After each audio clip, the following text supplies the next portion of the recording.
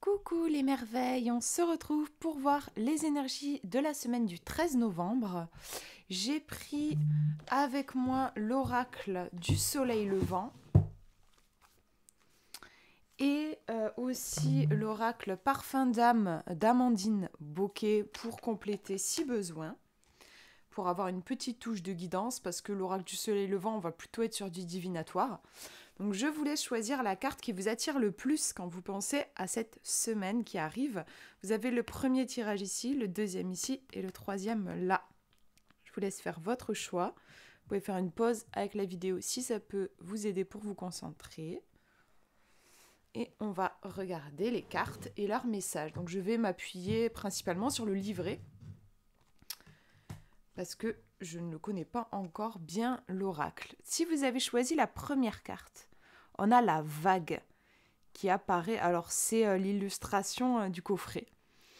Bon, là, comme ça, moi, ça m'évoque la vague qui submerge, la vague d'émotions, voilà. Bon, ça me fait penser à ça, mais c'est peut-être pas le message qui est relié à la carte. Je ne la connais pas. On va aller regarder. Donc, c'est la numéro 50. Alors, je ne vais pas tout vous lire pour pas que ce soit trop long non plus, mais on va faire un résumé. Lorsque l'eau monte, le bateau fait de même. Ça, c'est le proverbe qui est associé à la carte. On nous dit, chaque goutte de cette vague symbolise les émotions, ouais c'est ça, qui nous submergent. C'est comme une main qui nous met la tête sous l'eau. Qu'il s'agisse de bouffées d'angoisse paralysantes, de peur insoutenable, de colère dévastatrice, les émotions se déchaînent dans notre corps pour ne laisser derrière elles que le chaos dans nos rapports à l'autre et le mal-être en nous-mêmes. Tout cela amoindrit nos possibilités d'évolution dans quelque situation que ce soit. Cette vague, chacun d'entre nous aimerait la contrôler, mais on ne dompte pas un tsunami qui s'abat sur nous. On le gère. Avec cette carte, nous apprenons à aller chercher le calme après la tempête. Ouais, moi j'ai envie de dire plonger sous la surface en fait. Si en surface c'est très tourmenté, si on plonge profondément, on trouve du calme en fait. Nous sommes en mesure de recevoir ces émotions qui nous rendent humains, de les laisser nous traverser, tout en restant, je tourne la page, maître de nous-mêmes. Essayons de ne pas nous sentir démunis à son contact. La vague passe et nous pouvons y survivre, comme l'indique la présence de ce feu de bois qui résiste dans la tempête, ouais, ici, là. Cette flamme, c'est le désir puissant que nous portons en nous et que nous cherchons coûte que coûte à protéger dans les moments les plus agités et confus de notre vie. Bientôt, ce moment de trouble ne sera plus qu'un lointain souvenir. Il nous permettra alors une meilleure compréhension de ce que nous ressentons et une forme d'élévation. À l'approche de cette vague, essayons d'ores et déjà d'anticiper nos émotions en pratiquant l'autosuggestion positive pour la gérer. Faisons preuve de netteté envers nous-mêmes. Quelque chose ou quelqu'un, un événement ou l'apparition d'une personne dans votre vie vient nous secouer émotionnellement. La vague nous demande de ne pas tenter de contenir ces émotions, mais au contraire de les extérioriser. C'est intéressant. Exprimez-vous, mettez des mots sur vos ressentis ou dessinez-les afin de trouver les réponses aux questions que vous vous posez d'un point de vue existentiel. Ça peut être une invitation en effet à l'art-thérapie, voilà. Peindre ce que vous ressentez. Après, ça peut être aussi, il y a des gens qui vont plus s'évacuer avec le sport, aller courir ou aller marcher. Enfin, en tout cas, il y a quelque chose qui a besoin d'être extériorisé avec une vague comme celle-là. Voilà, essayer de la bloquer, c'est pas ça qui va fonctionner. Faut faire avec, en fait. Donc, essayer de canaliser peut-être toute cette énergie très puissante dans une direction. C'est vrai que moi, je pense beaucoup à l'art. Je trouve que le fait de créer, c'est un très bon moyen de canaliser nos émotions. En fait, oui, comme je disais, nos émotions, c'est de l'énergie. Donc, ça vous fait un sacré carburant, en fait, pour créer. En mots-clés, apaisement, gérer ses émotions pour cette semaine, se laisser porter par ses émotions, accepter ce qui vient, adoucir son angoisse. C'est qu'il peut y avoir une question d'angoisse, je pense. Déstresser, se canaliser, maîtriser son effervescence, arrêter de refouler. Ouais, c'est une carte très reliée en fait à l'hypersensibilité. Hein. Il y a vraiment quelque chose ici qui nous submerge. Je vais tirer une petite carte en plus avec le parfum d'âme pour voir ce qu'il aurait à ajouter. Comme c'est un autre oracle, on aura aussi un autre... Oula, j'ai tout fait tomber. On aura un autre point de vue. Hop. Alors, je brasse mes petites cartes. On va demander une guidance par rapport à cette vague. C'est vrai qu'on a le personnage qui est serein, en fait. Enfin, elle a une expression très sereine. et elle se laisse, on a la vague qui lui passe devant le visage, elle accueille cette vague qui passe, hein. Il y a vraiment cette notion pour cette semaine de tout passe. Voilà, donc si vous êtes confronté à des situations un peu stressantes, gardez à l'esprit que ça ne fait que passer, que les choses vous allez retrouver de la stabilité. Là, pour le moment, ça bouge un petit peu. On va demander donc un conseil. Le moment présent.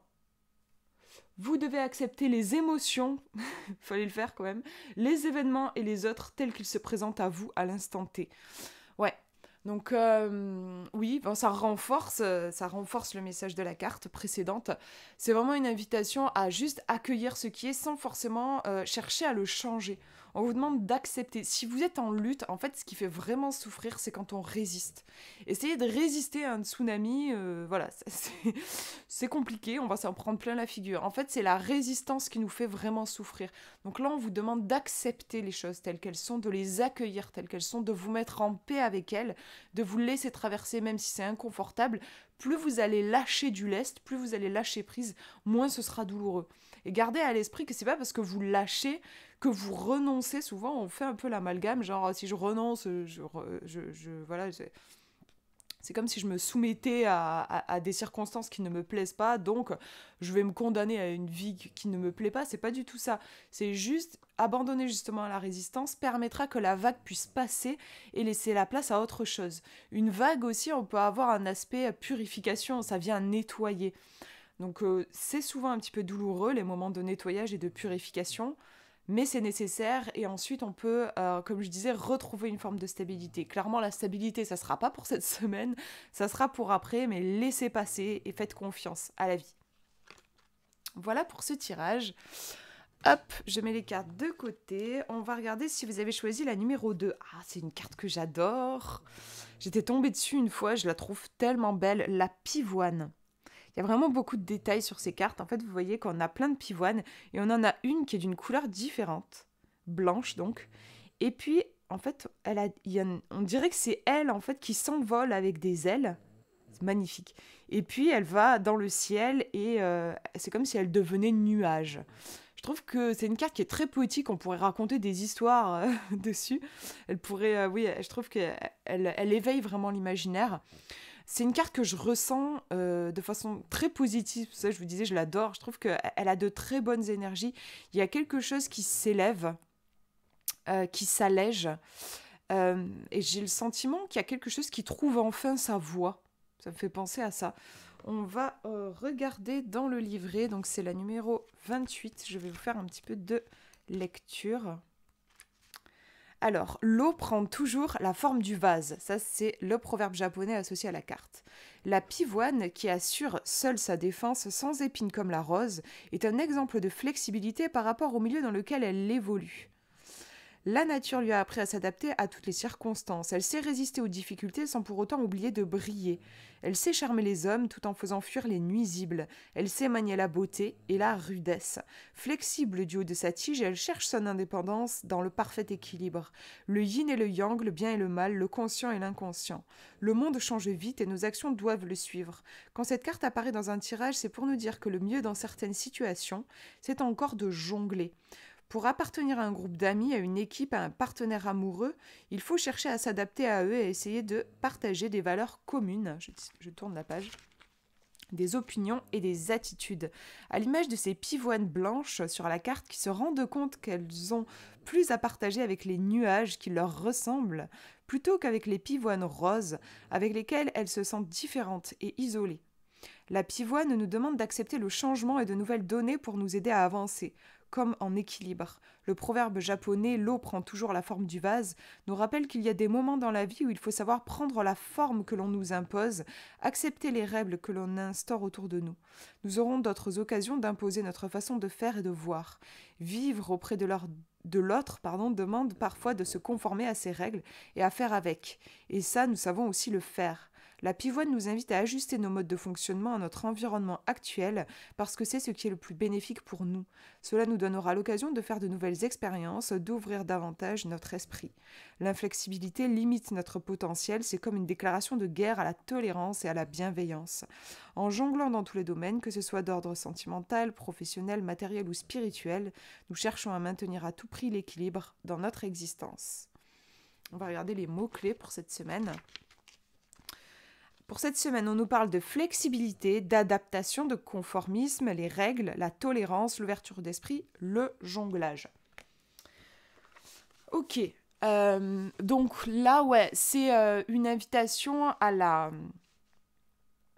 souplesse, j'ai envie de dire, à la légèreté aussi, avec ces pivoines qui deviennent des nuages. C'est tout le contraire de je vais me battre, je vais batailler pour faire entendre mon opinion, je vais rentrer en lutte, c'est tout l'inverse. Là, c'est plutôt, c'est vrai que c'est intéressant, on nous parle de l'eau qui trouve toujours son chemin à travers les pierres dans un torrent ou quoi, voilà, qui a ce côté très fluide. On nous demande de nous adapter à notre environnement, aux circonstances. J'ai envie de dire, c'est un peu la voie du moindre effort. La résistance, ça va demander beaucoup d'efforts. On va devoir mobiliser nos forces. Alors que l'adaptation, finalement, c'est faire avec ce qui est. Oui, ça va demander moins de comment dire, oui, de force. C'est une autre force après, hein, c'est une force psychique. Avoir le courage de s'adapter, avoir l'intelligence de savoir s'adapter à certaines situations. Mais voilà, on n'est pas dans une démonstration de force, en fait. Voilà, ça me fait penser à ça. Donc, si vous rencontrez des difficultés pour cette semaine, on vous demande surtout, je pense, de prendre de la distance, de laisser couler. Bon, je reprends la métaphore de l'eau. De laisser couler, de faire preuve de souplesse, d'adaptation. C'est ce qu'on nous disait dans le livret. Prendre de la hauteur, ouais, moi c'est ce qui me vient aussi. On va tirer une petite carte en plus avec l'oracle Parfum d'âme. On va demander un petit conseil pour voir s'il a quelque chose à ajouter. Parfum d'âme. Hop. Qu'est-ce qu'il aimerait nous dire avec ces pivoines pour cette semaine ?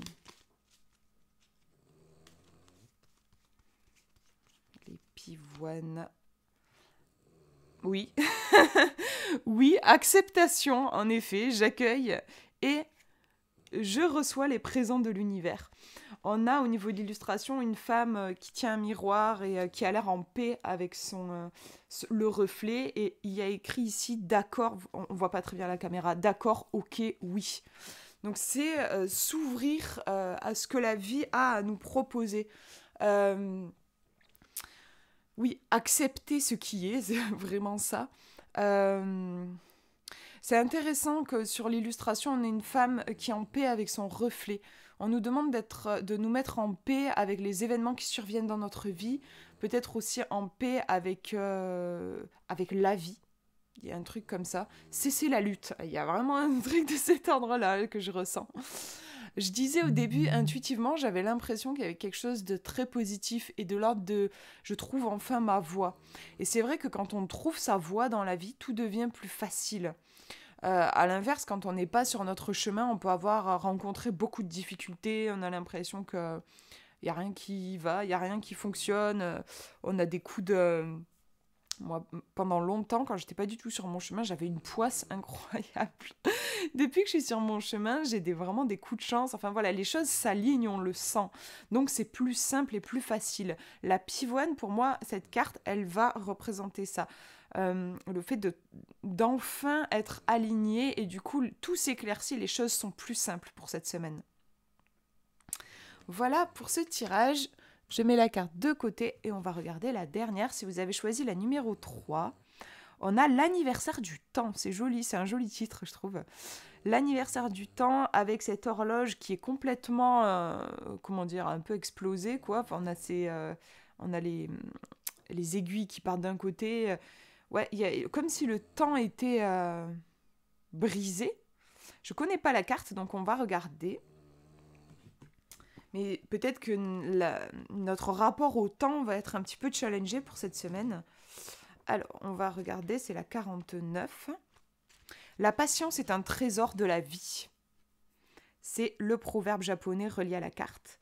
Prendre son mal en patience n'est facile pour personne. Nos simples désirs n'ont malheureusement pas de pouvoir magique comme nous le souhaiterions. Notre esprit ne fait pas tout. La carte de l'anniversaire du temps nous contraint à l'inaction, ce qui peut représenter une véritable épreuve pour certains d'entre nous, voire une énorme frustration. La vie est ainsi faite, nous ne pouvons pas toujours agir contre les événements. Il nous faut accepter cette période où nous avons le temps de faire du surplace. Nous avons le sentiment, de faire du surplace. C'est le moment d'entreprendre une pause forcée en présence de cette carte. Le manque de progrès d'une affaire, les projets remis à plus tard, les délais non respectés, les nouvelles qui ne viennent pas, contrarient notre envie d'attraper le taureau par les cornes pour avancer. Même s'il peut arriver également que nous soyons responsables de ces retards avec une approche passive, comme la procrastination par exemple. Dans ce cas, la carte nous dit de reprendre les rênes et de nous remettre au travail dès que possible. Quoi qu'il en soit, l'anniversaire du temps nous dit « Tout vient à point à qui sait attendre ». Bientôt viendra le moment de réinvestir toute notre énergie pour repartir vers notre destin. En attendant, cette lame nous donne l'occasion de revoir nos plans, de corriger ce qui peut l'être et d'apprécier le chemin parcouru jusqu'ici. Il est parfois bon de faire une pause, de reprendre des forces et de profiter de la vie. Et les mots-clés, je vais vous lire les mots-clés pour cette semaine. L'attente, le retard, le contretemps, la patience, la lenteur, le piétinement, l'échéance, le délai, remettre à plus tard, ce n'est pas le bon moment. Perdre son temps, rattraper le temps perdu, un break, la suspension, ce qui est temporaire, l'emploi du temps. Donc oui, je trouve que c'est assez clair, hein. On a des énergies un petit peu reliées à la saison de l'hiver, en gros, un peu des énergies d'hibernation, où les choses sont un petit peu sur pause, les choses n'avancent peut-être pas aussi vite qu'on le voudrait, ou comme disent, on a l'impression de faire du surplace. Moi, personnellement, j'aime bien ces moments-là. J'aime bien les moments d'hibernation. Bon, ça correspond à mon caractère un peu, j'ai un côté assez ours dans sa grotte. C'est des moments, en fait, pour faire le point, pour se ressourcer. Ça me fait penser un petit peu à l'ermite dans le tarot. Ça permet aussi de prendre de la distance, de revoir éventuellement nos plans. Oui, il y a vraiment la notion de prise de distance. C'est une carte qui invite au repos. Voilà, malheureusement, parfois, pas mal d'entre nous attendent d'être malades avant d'oser s'octroyer une pause. C'est aussi, je pense, une invitation à se permettre de faire une pause sans attendre forcément que ce soit le corps qui dise stop. Là, il faut, je pense vraiment en effet, faire une pause. On va regarder avec le petit oracle parfum d'âme. On va lui demander une petite guidance en plus pour voir. Parce qu'on nous parlait de procrastination éventuellement, mais je pense pas que ce soit dans ce sens-là qu'on est à la lire, mais on va regarder. On va demander un petit conseil pour cette semaine. Pour cette semaine, avec cette notion de temps. Intéressant. Savoir tendre l'oreille. Suivre vos intuitions et vos ressentis vous fera avancer plus positivement et plus rapidement. Oui, savoir tendre l'oreille, écouter. On a du mal à entendre, à écouter quand on est dans le rush, quand on est vachement dans l'action, à enchaîner les trucs et tout. On a du mal à entendre notre petite voix. Je parlais de l'ermite dans le tarot. Le fait de prendre cette distance, ce retrait un petit peu, ça permet aussi de se reconnecter à son intuition, de se réaligner aussi. Peut-être que le moment de pause, il est nécessaire parce qu'on s'est un petit peu éloigné de notre chemin, où on n'a pas été assez à l'écoute. C'est intéressant, je trouve que cette carte, elle sorte. Là, j'ai l'impression, on a besoin de se mettre à l'écoute. Besoin de se mettre à l'écoute de notre corps, de notre propre rythme. Peut-être qu'on s'est imposé un rythme qui en fait n'était pas adapté à ce qui était juste pour nous à ce moment-là. On a besoin de se mettre à l'écoute de notre intuition, de notre cœur, de ce qui est réellement important pour nous. Il faut prendre ce temps-là, je pense, pour cette semaine, c'est assez clair. Voilà pour ces tirages, j'espère que ça vous aura parlé. Je vous fais de gros bisous, prenez bien soin de vous.